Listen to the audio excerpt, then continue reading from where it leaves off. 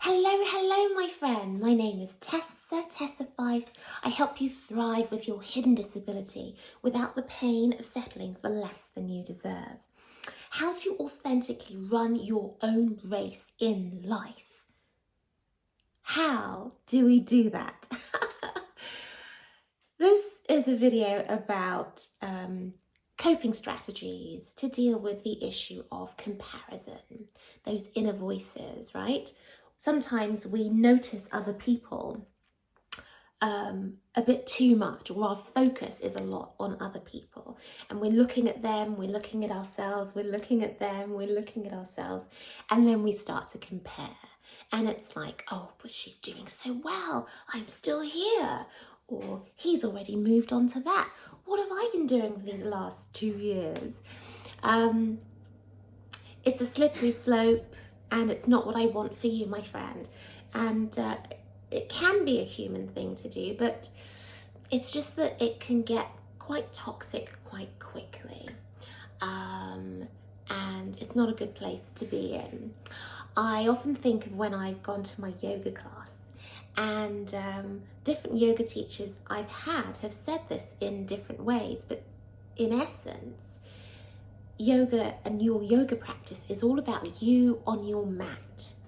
And it's like your little world, that's where you are, and all that matters, nothing else out there. It's you, your body, what you're able to do, getting connected with yourself. That's what's important. And I think that that has really great parallels for how we deal with comparison. So that was my thinking, and I decided to put this video together for you to help if it can. So I've got 5 stepping stones, if you like, to help you authentically run your own race. Number 1, keep connecting with your true self. Keep connecting with your true authentic self. What do I mean by that? Sometimes we have to get back to basics and understand who you are, what you're about, what is your purpose, yeah? What are you doing? Why are you doing it? And that whole process of reconnecting helps to make it easier for you to be more courageous and to be stronger. So when you have that temptation, or you're feeling perhaps a little bit low, and you see the successes of others, and those negative voices start to come, you're in a much better position to be able to deal with that, yeah? And the thing about connecting with yourself and your true self, it's not a sort of, oh, I've done that today, that's me done now, I'm fine, I am connected. No, you have to keep doing it. It's not a once done and it's over. You have to keep reconnecting. Are you with me? Okay, your second, I've got my little note here. I keep forgetting. Your second stepping stone is measure progress, measure efforts. Absolutely. Measure your progress and measure your efforts. What do I mean by that? Well, the thing is, we tend to focus, don't we, on the end goal, the big wins, the big successes, but that's only a small part of the story. The full story, the fuller story, is all about the little steps you take along your journey, how you got there, okay? And it's important, I believe, to recognize that. When I talk about effort, I'm thinking, all the stuff that happens when no one is watching, your daily steps, how you deal with those feelings of you're not in the right headspace to do that work. I'm tired, I'm hungry, my hair's not looking right, how can I do that video today?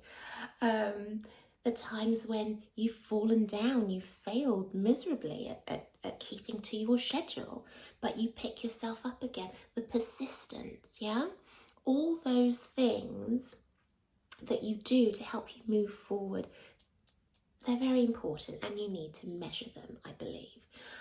My teacher, who I've learnt so much from, he may also be your teacher, Tony Robbins, the wonderful Tony Robbins. He often says, doesn't he, progress equals happiness. Progress equals happiness. And it's so true. It's so true. Because, you know, that little effort, the extra half an hour you did to send those emails, the research time you put in, which was just 45 minutes, all these little bits, they all mean something and they should be celebrated. Again, going back to the yoga mat analogy, you know, often with a yoga class, I'm just so excited that I can be there, right? I get there, I'm on my mat, I haven't even done anything yet, and I'm happy. Why? Because I carved out the time to be there. I pushed other things aside so that I could prioritize this. I made that commitment to my health and my fitness and my flexibility. I made a decision to have some me time. I created that space. I made the decision. I made the plan, and I delivered. And I'm there, and I haven't even done anything yet. Are you with me? So measure your progress. Measure your efforts. Number three is take regular and honest reviews. Now, this is really important, so pay attention, my friend. If you don't regularly review where you are, a real honest look at where you are, you're not going to make the progress that you deserve to make, yeah?